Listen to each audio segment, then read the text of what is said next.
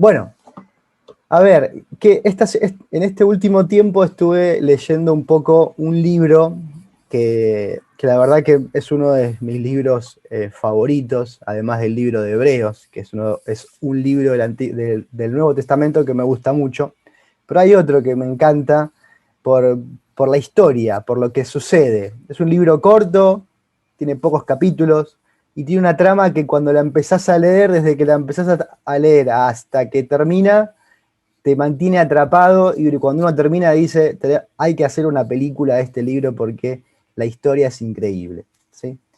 No sé si saben, pero en estos días se celebró una fiesta, el pueblo judío celebró una fiesta. A ver, ¿quién sabe qué fiesta fue? ¿Alguien sabe? David, vos no podés responder. ¿Qué fiesta se celebró hace unos días por el pueblo de Israel? ¿Alguno sabe? ¿Nadie? Bueno, David, vos podés Purim, responder. Muy bien, la fiesta Purim, del Purim. Muy bien, Yolanda. Muy bien, muchas gracias. La fiesta del Purim se celebró, la fiesta de Purim, en estos días. Ahora, ¿saben qué festeja el pueblo de Israel en la fiesta de Purim? Si no saben, no se preocupe, la idea es explicarlo y poder tratar de ese hermoso libro poder extraer algunas verdades, ¿sí? O algunas la gran experiencias. salvación que Dios hizo de ese pueblo, porque iban a ser exterminados. Así es, Miriam, así es. Resulta, ¿sí?, que en los días del rey Asuero, vamos a decir, una hermosa historia, un hermoso libro que se llama el libro de Esther, ¿sí? Un libro que los invito a que lo lean, los invito a que lo disfruten, y van a encontrar que tiene mil cosas hermosas, hay para hacer, para sacar aplicaciones de todo tipo, ¿sí? Y es muy difícil elegir con cuál uno quedarse. Incluso de todas las que mientras venía estudiando pensaba que era con las que me iba a quedar, hoy a la mañana cuando me puse a repasar y a ver, me quedé con cualquier otra cosa de lo que pensaba que me iba a quedar en la semana. ¿Sí? Entonces, se los resumo brevemente. El libro de Esther comienza con un rey, el rey Asuero, ¿sí? Es un rey que reinó en el imperio persa, ahí por el 485 más o menos antes de Cristo. Es un rey conocido a nivel histórico, muchos historiadores hablaron del rey Asuero, de todas sus batallas, sus conquistas. Muchos lo relacionan con esta gran batalla que tuvo con el imperio, con lo que fue Grecia, ¿sí?, en donde sufrió una gran derrota. Se hizo una película de eso, 300, que está ambientada en la misma época, ¿sí?, del rey Asuero.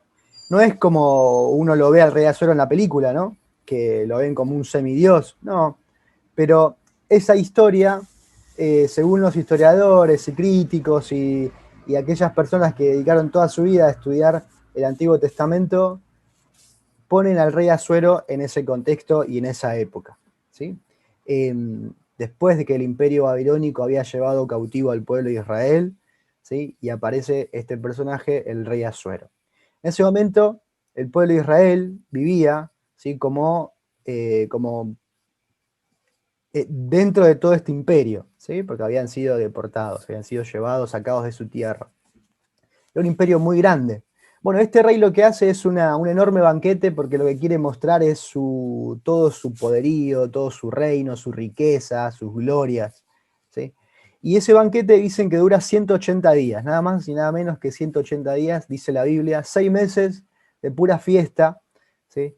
Y no se termina en los 6 meses, sino que cuando termina el sexto mes, hace una fiesta que dura 7 días, que para mí se tendría que haber extendido, pero sucede algo que corta la fiesta abruptamente, ¿sí?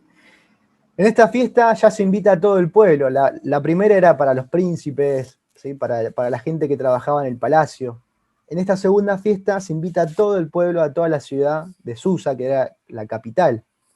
Y en esta fiesta, en un momento, en el séptimo día, el rey, dice la Biblia que el rey estaba pasado de copas, ¿sí?, que estaba ya con el corazón alegre.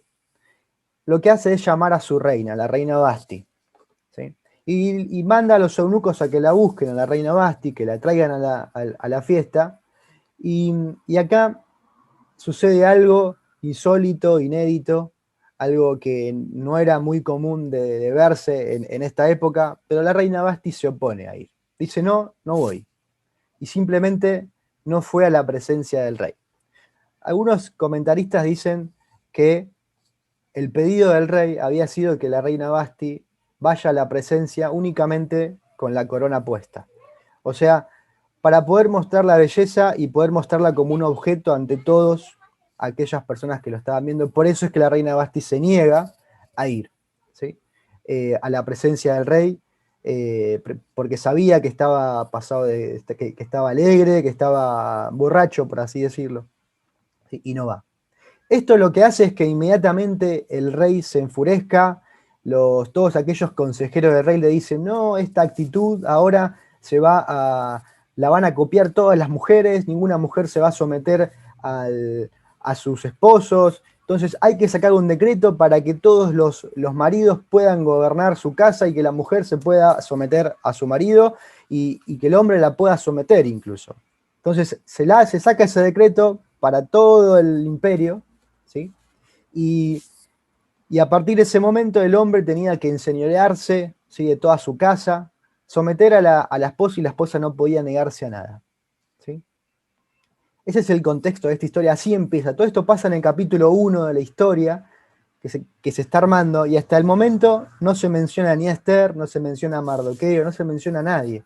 Recién en el capítulo 2, ¿sí?, varios años después, se menciona a Mardoqueo. ¿Qué sucede? Y acá entra un poquito la historia. Lo que se dice es que entre el capítulo 1 y el capítulo 2 pasaron unos 3 o 4 años, ¿sí? Porque el capítulo 1 es en el año tercero del rey Asuero, en el capítulo 2 ya estamos en el año séptimo, cuando Esther va a ver al rey Asuero. Y lo que dicen es que en ese momento, entre esos años que la Biblia no dice qué pasó, la historia dice que el rey Asuero fue a enfrentar a Grecia en una batalla que fue una batalla naval, fue una batalla en el mar, y el rey Asuero es derrotado en esa batalla. Entonces, cuando él regresa, derrotado, después de una gran pérdida, a su palacio, con lo que se encuentra y con toda esta derrota que había sufrido, pero además se encuentra que no tiene una reina, no tiene nadie que lo espere, no tiene nadie con quien ir a buscar consuelo por esta derrota que antes la tenía Basti. Entonces, a partir de esto, en el capítulo 2, versículo 1, los eunucos del rey, los sirvientes, le aconsejan al rey, dice, hagamos una cosa, rey. Dice, busquemos a todas las mujeres hermosas y vírgenes del imperio y traigámoslas acá para que el rey pueda elegir a una y hacerla reina en lugar de Basti. Entonces en eso mandan a buscar a todas las mujeres, a todas las doncellas jóvenes, ¿sí?, hermosas, de buen parecer, para traerlas ante el rey Asuero. Y ahí, entre todas esas mujeres, recién ahí se nombra a Esther y a Mardoqueo. El capítulo 2, después, ahora lo vamos a leer, pero yo quiero hacer un resumen bien corto.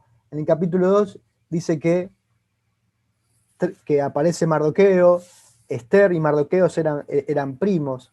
Esther había perdido a sus padres, no tenía papá, no tenía mamá, era huérfana, ¿sí? Y Mardoqueo la había tomado, ¿sí?, y la había adoptado y la había cuidado. A Esther la llevan a formar parte de este, vamos a decir, concurso que hacen de belleza. Y hay una palabra muy interesante que se usa para decir que la llevan, ¿sí? Prácticamente en el capítulo 2 dicen que, dice, Esther es llevada al palacio del rey. Y esa palabra, llevada, significa apoderarse, arrebatar, atraer, capturar. O sea, se puede traducir de todas esas maneras. Lo que da la idea es de que Esther fue arrebatada de su casa para poder ser llevada a ese concurso. No es que Esther dijo, yo quiero participar, quiero ser la reina, quiero ir, quiero estar ahí en Miss Universo o en Miss el Imperio Siria, el Imperio... no. Ella no quería ir, por lo que se puede entender de estas traducciones. Pero es obligada a ir y tiene que participar de de toda esta preparación. Esa preparación duró 1 año. 6 meses dicen que estaba con óleos, con aceites, con perfume. 1 año preparándose para poder ver al rey. Cuando llega el momento, el rey, todas las doncellas que participaban, tienen que pasar, dicen que van a la tarde con el rey y a la mañana se van a la casa, pasan a una segunda casa que era como un segundo harem, donde estaban ya todas las mujeres que eran concubinas del rey, ¿sí? Y en eso le toca también a Esther. Y es interesante ahí los detalles que empieza a dar la historia y el escritor del libro, el relator del libro, que cuenta que cuando todas las mujeres iban al rey, dice que podían elegir lo que querían de la casa, pero que Esther no llevó absolutamente nada más que lo que le había aconsejado Hegai, que era el eunuco que estaba al cuidado de todas las doncellas, de todas las mujeres. Dice que solamente llevó lo que le aconsejó él, ¿sí? También algunos comentaristas dicen que esa actitud de Esther fue que Esther para nada tenía en su corazón querer ganar ese concurso. Ella estaba ahí porque estaba en cierta forma, no tenía otra alternativa. Entonces, cuando va el rey, en ninguna forma busca enamorar al rey, busca congraciarse con el rey. Aún así, dice que Esther iba hallando gracia ante todas las personas que le iban conociendo, ¿sí? Algo importante es que Esther hasta ese momento nunca había anunciado que era del pueblo judío, porque Mardoqueo, el primo, le había dicho que no diga nada, ¿sí? Ahí la historia se empieza a desenvolver hasta que aparece un personaje que se llama Amán. Este personaje Amán lo que hace es convertirse como en la mano derecha del rey, el primer ministro. Para esto Esther ya había sido reina, el rey se había reenamorado de Esther, había hecho un gran banquete, ¿sí? Pero Amán se había convertido en este primer ministro del imperio, ¿sí? De este imperio persa. Pero ¿qué es lo que sucede en el capítulo 3? Y acá está toda la trama de la historia. En el capítulo 3, 4, 5, Amán, el rey había ordenado que todas las personas tenían que arrodillarse, ¿sí?, ante Amán. Tenían que darle honra. Pero sucede acá en el capítulo 3, y acá empieza la parte más linda de la historia, o más interesante, que aparece Mardoqueo, y Mardoqueo está parado en la puerta. Cuando pasa Amán, él no se arrodilla. Y uno dice, Mardoqueo, ¿por qué no te arrodillás? Y los eunucos que estaban ahí en el palacio le preguntaban a Mardoqueo, pero ¿por qué no le das honra? ¿Por qué no te inclinás ante Amán? Si es un decreto, hay que adorarlo, hay que inclinarse. Y Mardoqueo, la Biblia no dice qué respondió, solamente dice que él les reveló que era judío y nada más. Y acá me gustaría que hagamos como esta primer pausa en este libro de Esther. Si quieren, podemos leerlo en Esther capítulo 3. Voy a leer algunos versículos. De versículo 2 en adelante, por ejemplo, dice: y todos los siervos del rey que estaban a la puerta del rey se arrodillaban y se inclinaban ante Amán, porque así lo había mandado el rey. Pero Mardoqueo ni se arrodillaba ni se humillaba. Y los siervos del rey que estaban a la puerta preguntaron a Mardoqueo: ¿por qué traspasas el mandamiento del rey? Aconteció que hablándole cada día de esta manera y no escuchándolos, él, lo denunciaron a Amán para ver si Mardoqueo se mantendría firme en su dicho, porque él ya les había declarado que era judío. Y vio Amán que Mardoqueo ni se arrodillaba ni se humillaba delante de él, y se llenó de ira. Pero tuvo en poco poner mano en Mardoqueo solamente, pues ya le habían declarado que él era el pueblo. No, le habían declarado cuál era el pueblo de Mardoqueo, y procuró Amán destruir a todos los judíos que habían en el reino de Asuero, el pueblo de Mardoqueo. Ahí Amán se enfureció con Mardoqueo, y para colmo se enfureció con todo el pueblo de Israel, ¿sí? Y acá voy a explicar un poco el contexto de esto. Y hay dos opiniones, o dos explicaciones.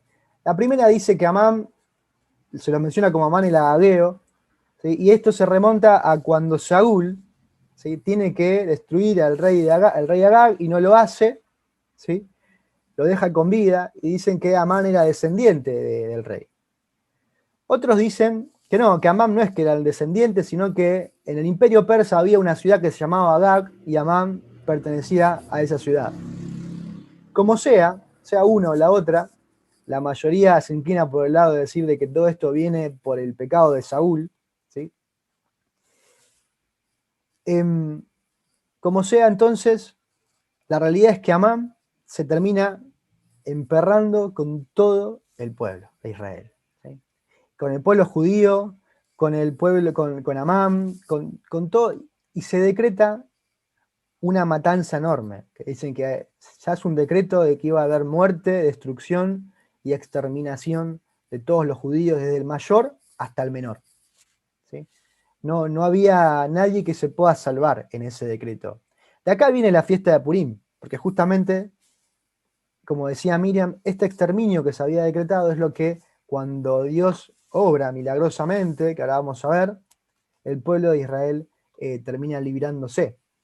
Pero me gustaría que nos detengamos un poquito en la actitud de Mardoqueo. Realmente podríamos hablar de muchas cosas, podríamos hablar de Amán, de cómo él, siendo el segundo después del rey, siendo la mano derecha, el primer ministro, se encolerizó tanto con alguien tan insignificante en lo que era el status quo de ese momento como Mardoqueo. Era un judío, no era ni siquiera un ciudadano del imperio.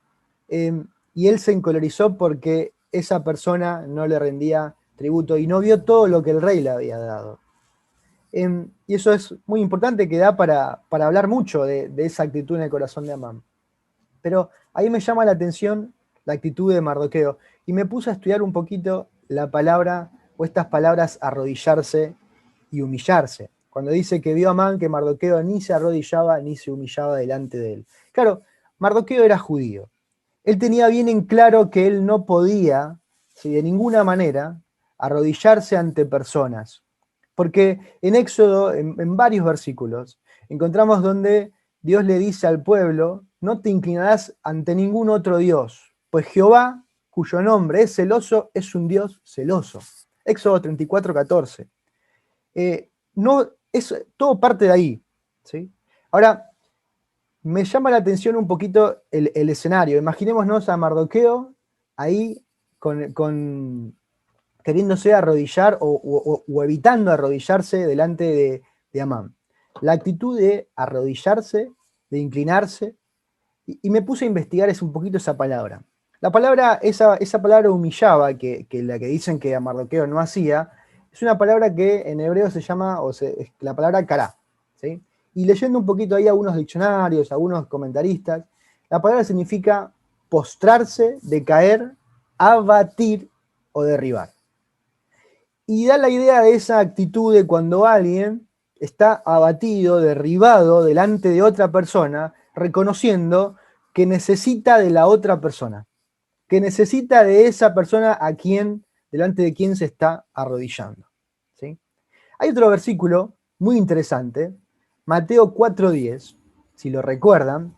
Estamos ahora ante el escenario cuando Satanás le dice a Jesucristo que si postrado lo adora, vamos a leerlo si quieren, Mateo 4:10, dice: entonces Jesús le dijo, vete, perdón, Mateo 4:9 sería, esperen, porque ese es... Mateo 4:9, dice, y le dijo, todo esto te daré si postrado me adorares. Y me puse a ver, bueno, ¿qué significaba ese postrado me adorares? Y me puse también a buscar un poquito esas palabras. Y el ejemplo. Bueno, uno de los comentaristas dice que, Strom, dice que esa palabra o esa frase, postrado me adorares, era igual a la acción del perro cuando lame la mano del amo, ¿sí?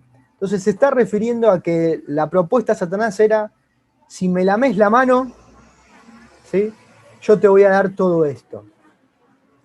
Eso es la actitud de postrarse y adorar. Eso es similar a lo que Mardoqueo tendría que haber hecho con Amán, en esta actitud de adorar, de postrarse, de rendirle, de reconocer que él era superior y que él era un señor y que él era su señor. Ahora, Hay otro versículo interesante. Si vamos a Apocalipsis, versículo 22, este es muy interesante también. Versículo 22. Apocalipsis capítulo 22, versículo 8, lo pueden leer, o yo lo leo igual. Dice, yo Juan soy el que oyó y vio estas cosas. Se está concluyendo el libro de Apocalipsis, el libro de revelaciones. Después de que Juan vio todas las revelaciones, todo lo que el Señor le quiso mostrar a Juan, ¿sí? Y lo que podemos leer en los capítulos previos. Dice, y después que las hube oído y visto, me postré para adorar a los pies del ángel que me mostraba estas cosas. Juan se postró para adorar al ángel. Inmediatamente la respuesta del ángel, ¿sí? Y ese postrarse para adorar son las mismas palabras que el diablo usó con Jesús cuando le dijo, si postrado me adorares. O sea, significa exactamente lo mismo. Es la idea de el perro que lame la mano del amo. En el versículo siguiente, el ángel le dice, mira, no lo hagas, porque yo soy consiervo tuyo. Y esa palabra consiervo en realidad significa coesclavo tuyo, de tus hermanos los profetas y los que guardan las palabras de este libro. Adora a Dios. Ahora, estamos hablando de Juan, hermanos. Y eso fue lo que más me llamó la atención. Como un hombre que llegó a escribir luego las epístolas de primera, segunda Juan, que pudo estar y ver todo lo que fue el Apocalipsis y ver cosas que ninguno de nosotros nos imaginamos poder ver en este momento. En un momento de tanta revelación, cae postrado delante del ángel para adorarlo. Siendo que Juan también conocía que el único al que se podía adorar era el Señor. Y me puse a pensar bastante en esto de la adoración. En esto de a quién yo adoro. Y podríamos seguir. Éxodo 32:8, cuando Moisés va al monte a hablar con Dios y Dios le da las tablas y el pueblo dice que vio que Moisés se demoraba y le pidió a Aarón que hagan un becerro y hicieron un becerro de oro y el pueblo ofreció sacrificios y después Dios le dice a Moisés, bajá porque el pueblo se desenfrenó, el pueblo está en cualquiera y le dice, este pueblo está adorando, ¿sí?, a otro Dios que no soy yo. Y esa palabra adorar es la misma palabra de humillarse delante de alguien. Y me puse a pensar en esta actitud de Mardoqueo. Él tenía bien en claro que solamente que se iba a humillar y postrar delante del Señor. Y me puse a pensar un poco en mi vida, ante quién yo, en este último tiempo, me estuve humillando, me estuve inclinando. Y evidentemente uno puede humillarse e inclinarse ante situaciones o cosas correctas o incorrectas. Y a veces incluso las que parecen correctas son incorrectas. Miremos a Juan. Juan, en una actitud de humildad, yo creo, se terminó adorando, postrando delante del ángel. Y el ángel le dice, no, Juan, ante mí no, es ante Dios. Y el pueblo de Israel se terminó postrando y adorando ante un becerro después de todos los milagros que vio del Señor, que lo sacó del pueblo de Egipto. Y la realidad es que yo, en lo largo de mi vida y a lo largo de este tiempo, puedo confundir el objeto de mi adoración. El objeto de mi adoración pueden ser mil cosas. Puede ser mi propia familia, puede ser mi esposa, mis hijos, puede ser mi trabajo, ante quien yo me termine postrando para adorar. Puede ser mi ministerio, lo que haga para el Señor, lo que termine llevándose ese objeto de adoración y no el Señor. Pueden ser esas cosas buenas, no sé, un consejero, que haga que yo termine dándole la gloria no a Dios, sino al equivocado, a un coesclavo, como le dijo el ángel a Juan. Juan, yo soy un coesclavo tuyo. Y esta actitud de Mardoqueo, de permanecer inmóvil ante la actitud de Amán y decir, no, yo sé a quién tengo que adorar, me llama muchísimo la atención y me hizo reflexionar esta mañana en a quién teníamos o a quién tenemos que adorar. Acabamos de terminar un momento de adoración hermoso que es la cena, donde uno recuerda el sacrificio de Cristo, el amor de Cristo, lo que Él hizo por nosotros. Y uno adora al Señor en ese momento. Uno separa un espacio para poder recordar lo que a Cristo le costó, lo que a Dios le costó nuestra salvación. Y es algo que lo hacemos entre todos y lo disfrutamos. Y ahora la reunión va a terminar y va a empezar la semana. Y en la semana, ¿a quién vamos a adorar? En la semana, ¿a quién ante quién me voy a inclinar? ¿Ante quién voy a caer rendido, abatido, postrado? Y esta actitud de Mardoqueo creo que es la primera lección de la adoración que hoy y en esta mañana estaba pensando y meditando. Pero a Mardoqueo, la no adoración de Amán le costó algo tremendo. Inmediatamente luego de esto, ahí Amán decreta, ¿sí? El rey le da el anillo para poder sellar un decreto, y decreta destruir, matar y exterminar a todos los judíos del reino. Fíjense qué consecuencia enorme para toda una nación, para todo un pueblo, llevó la obediencia de una persona. Y pasé algo por alto en el contarles la historia, pero en el capítulo anterior se cuenta de que Mardoqueo se enteró de un complot contra el rey. Y que en ese complot, él al enterarse le dio aviso a la reina le dio aviso al rey, y el rey mandó a colgar, después de descubrir que todo era cierto, a los que complotaban matar al rey. Y se dice que ese hecho se escribió en la historia, en las crónicas del Imperio Persa, pero que no se hizo nada por Mardoqueo. Simplemente se escribió. Y eso es muy importante porque después el Señor lo va a usar.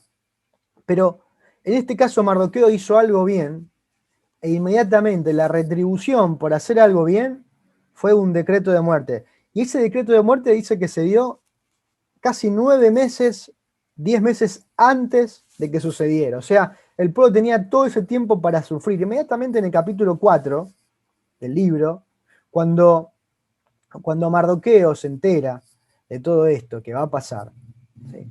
Dice, se los voy a leer, dice: luego que supo Mardoqueo todo lo que se había hecho, rasgó su vestido, se vistió de cilicio y de ceniza, y se fue por la ciudad clamando con grande amargor.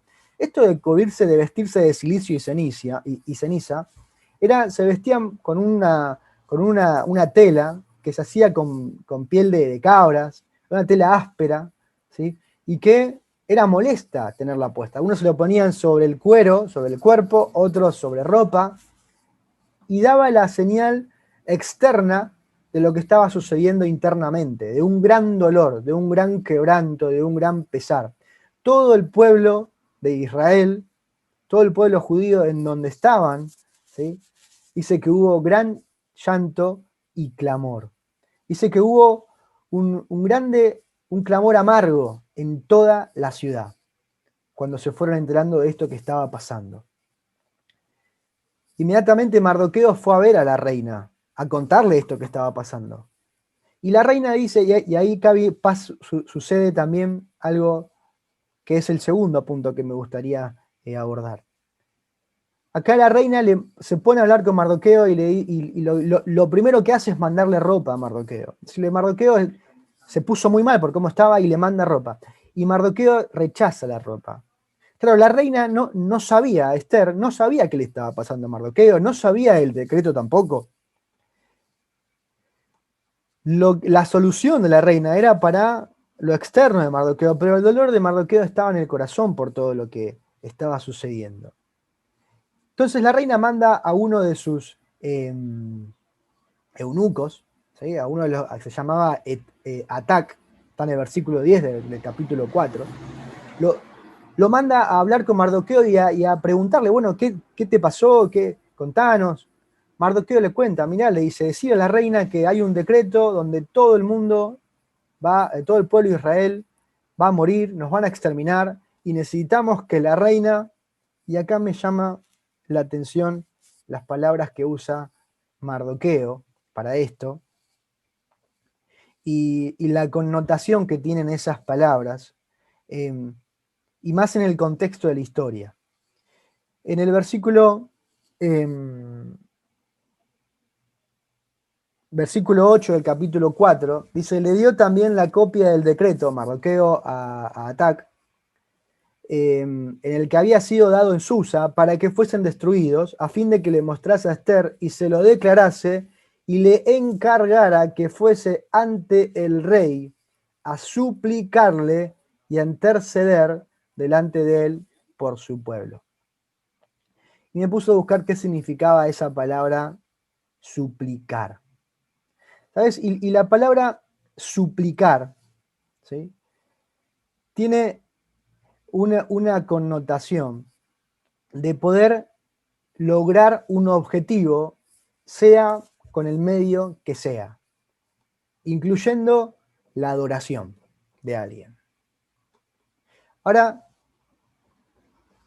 me causa mucha curiosidad de que en el contexto donde Mardoqueo había y estaba pensando en no adorar o se mantenía firme a nadie que no sea el Señor, él le dice a Esther, ¿sabes?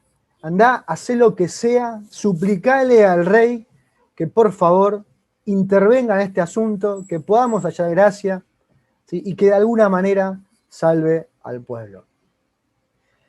Y pensaba en esto de lo que realmente le pasaba en el corazón de Mardoqueo. Ahora Mardoqueo realmente estaba abatido, realmente estaba con su corazón, podríamos decir, destruido por lo que estaba por pasar, porque era muy serio el tema del decreto. Era un decreto firmado por el rey con el anillo real. Tenían que destruir a todos los judíos y quedarse con sus bienes. Y pareciera como que la única opción ante eso, en ese momento, era acudir a la reina para que busque la manera de salvar al pueblo.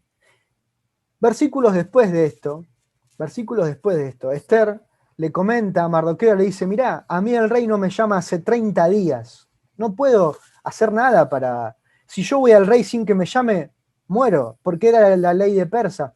Si vos ibas al rey y él no te llamaba, inmediatamente tenías que morir a menos de que el rey extendiera el cetro y te pudiera salvar.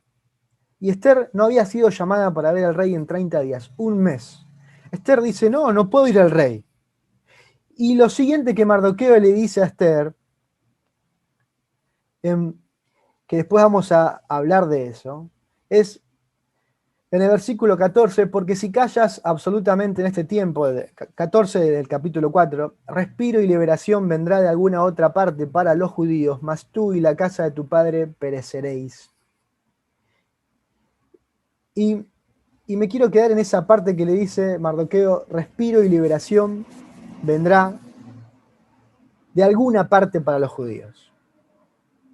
Y me genera tremendamente un poco de confusión poder entender el corazón de Mardoqueo en este momento. Por un lado, él sabía que Dios iba a liberar al pueblo de Israel de alguna forma. No sé cómo, pero él decía, liberación vendrá para el pueblo de Israel, para los judíos, de alguna parte. No sé cómo. Y me gustaría preguntarle a Mardoqueo, ¿en qué estabas pensando? ¿Qué podía pasar? ¿Cómo Dios podía salvar al pueblo de Israel? Bueno, él decía, de alguna manera, él nos puede salvar. Si vos, reina, callás, de alguna forma, liberación vendrá para los judíos. Pero al mismo tiempo le rogaba y le pedía a la reina Esther que haga lo que pueda con el rey para que el rey intervenga. Y pensando un poco en esta dicotomía que había en el corazón de Mardoqueo, por un lado confiar en el Señor, pero por otro lado decir, Esther, si tenés que arrodillarte ante el rey y suplicarle, rogarle por nuestras vidas, hacerlo, porque no podemos morir, porque toda la nación va a ser destruida. ¿Sí? Lo veo como ese esfuerzo del rey, de Mardoqueo, de decir, un esfuerzo tal vez desesperado de buscar que toda la situación se revierta, confiando en el Señor, pero en cierta forma tratando también él de hacer cualquier cosa para salvarse. Y pensaba en esto de, pero Mardoqueo, capítulos antes te estabas manteniendo y diciendo, por más que muera no me voy a arrodillar porque ante el único que me voy a arrodillar es ante Dios. Ahora estoy por morir, por favor, haz lo que sea, Esther, si tenés que arrodillarte ante el rey y adorarlo, hacelo, pero nos tenemos que salvar. Y es como cuando uno atraviesa una situación difícil, estresante tal vez, como la que estaba pasando Mardoqueo, muchas veces podemos torcer un poco la manera o esos pensamientos en el que nosotros sabemos a quién tenemos que adorar, pero aún así buscamos la manera de poder ayudar a Dios en esa ayuda que esperamos de Él. Y veo en ese intento de Mardoqueo, de saber, de confiar en el Señor, pero aún en su corazón, buscar la manera de salvarse por sí mismo. ¿Y por qué digo esto? Porque cuando uno ve la historia de Israel y cuál es el desenlace de esta historia de Esther, cuando Esther está en el capítulo 7 u 8, cuando Esther se presenta ante el rey para poder pedirle por su vida, si quieren lo vamos a leer. Vamos a leer Esther, capítulo 7. Y ya con esto vamos a ir redondeando. Capítulo 7, versículo 3 dice: entonces la reina Esther respondió y dijo: oh rey, si he hallado gracia en tus ojos, y si al rey place, séame toda mi vida, séame dada mi vida por mi petición y mi pueblo por mi demanda. Este versículo y los versículos que están en el capítulo 4 son claves para poder entender un poco cómo Dios terminó salvando al pueblo de Israel. Cuando Esther se entera de todo esto, Esther le dice a Mardoqueo, dice y en el capítulo 4, versículo 15, dice: y Esther dijo que respondiesen a Mardoqueo: ve y reúne a todos los judíos que se hallan en Susa y ayunad por mí. Y no comáis ni bebáis en 3 días, noche y día. Yo también con mis doncellas ayunaré igualmente, y entonces entraré a ver al rey, aunque no sea conforme a la ley.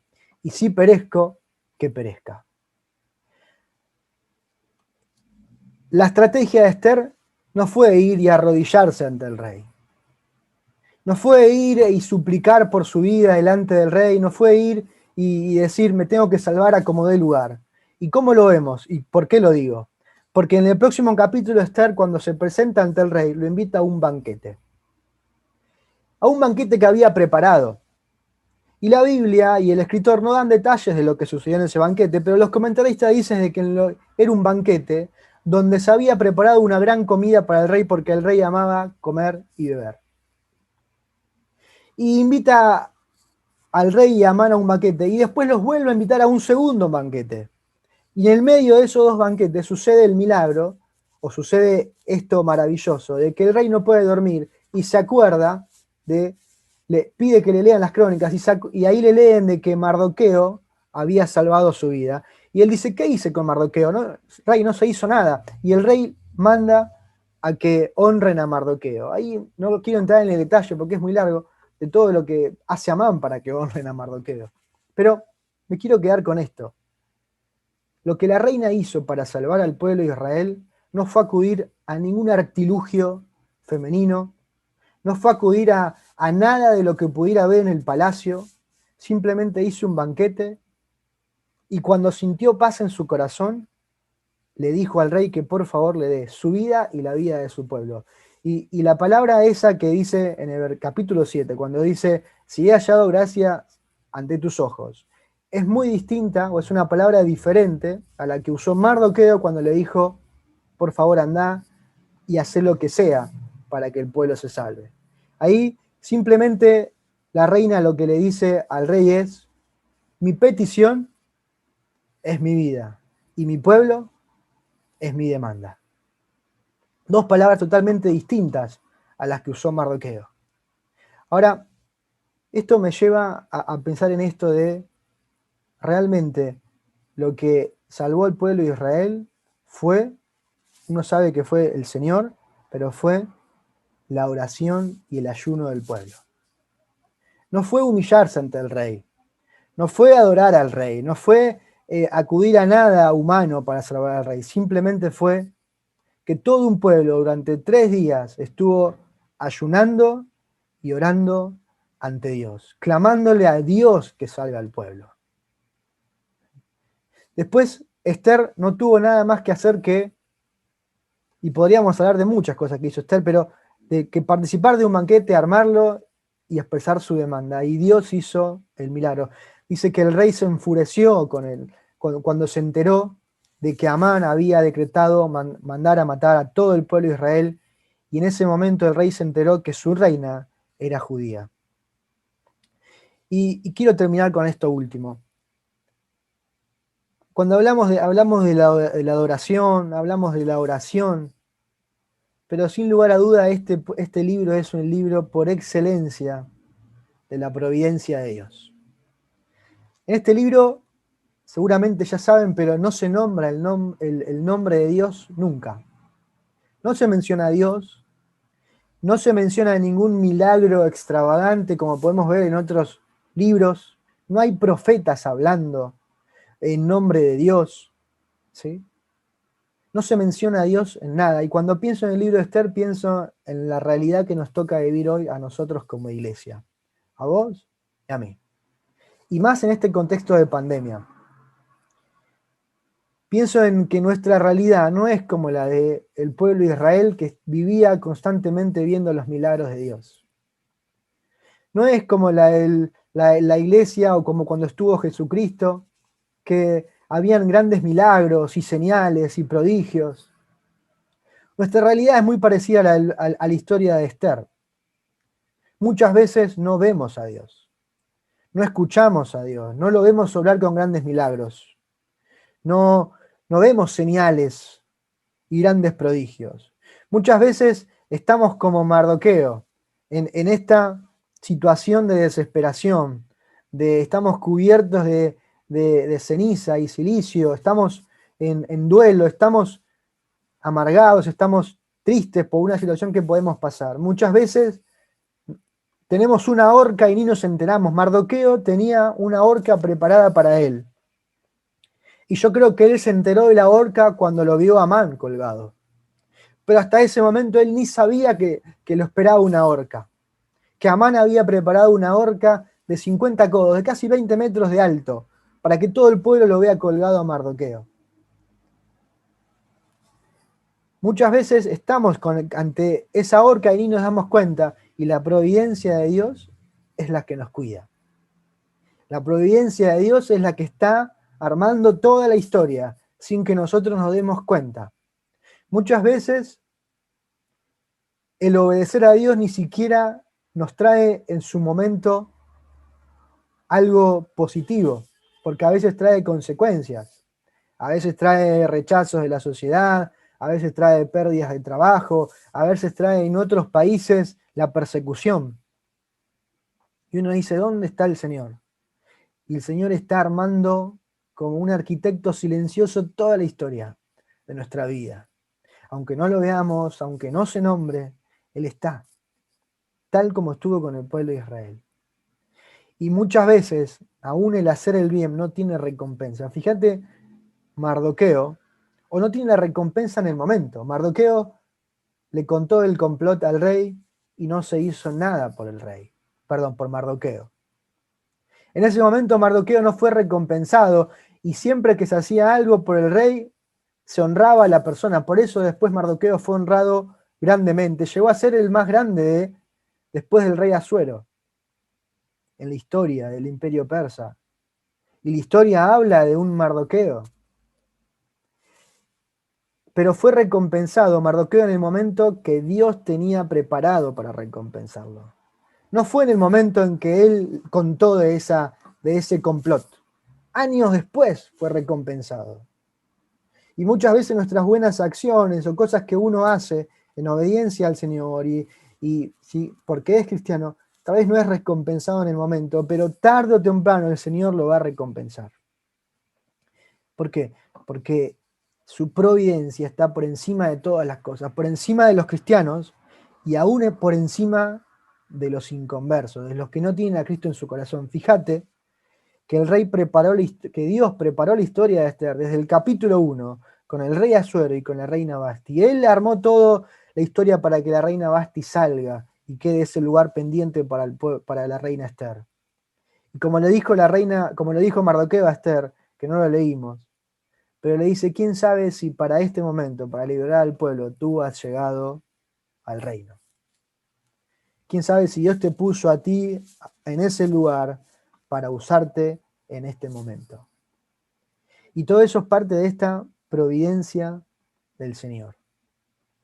Y en eso me gustaría que terminemos pensando. En a quién yo realmente estoy adorando con mi vida, en la situación que me toque vivir. Sea una situación en donde tengo decretada algo muy, muy triste, como era, por ejemplo, la muerte para los judíos, muy doloroso. O sea que me hicieron el segundo más importante después del rey. O sea que soy una reina, la situación que me toque vivir, a quién y cómo estoy o voy a adorar al Señor.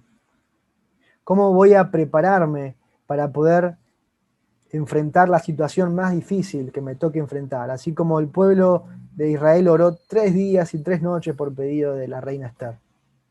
Y Dios liberó a ese pueblo. Así como cuando Jesús tuvo que elegir a sus discípulos, como cuando Jesús tuvo que enfrentar la cruz, que pasó una noche orando en el Getsemaní. Y por último, acordarme de la providencia de Dios. Dios en este libro no se menciona nunca, pero me asombra poder verlo desde el capítulo 1 hasta el último capítulo, ver a Dios obrando y cuidando cada detalle de la vida de su pueblo. Y creo que si llevo eso a mi vida, estoy seguro de que muchas veces no puedo ver a Dios. No sé por qué pasa tal cosa, pero sé que Él está cuidando cada detalle de mi vida. Y te invito a pensar en eso, en esta mañana, a orar por eso y a pedirle al Señor que pueda mostrarte y permitirte ver cómo Él está cuidando hoy tu vida y la vida de cada uno de tu prójimo. Oramos, terminamos orando. Padre, te damos gracias, Señor, por este tiempo que nos has permitido compartir. Gracias por tu palabra, gracias por la vida de Esther y por este hermoso libro. Señor, y ayúdanos. Hay tantas cosas para poder extraer de este libro, pero ayúdanos a quedarnos, Señor, con estas verdades que hemos charlado, que hemos hablado. Señor, y ayúdanos a aplicarlas a nuestra vida en la situación que a cada uno nos toca vivir, Padre. Te agradecemos y dejamos esta semana en tus manos, Señor. Oramos en el nombre de Jesús. Amén.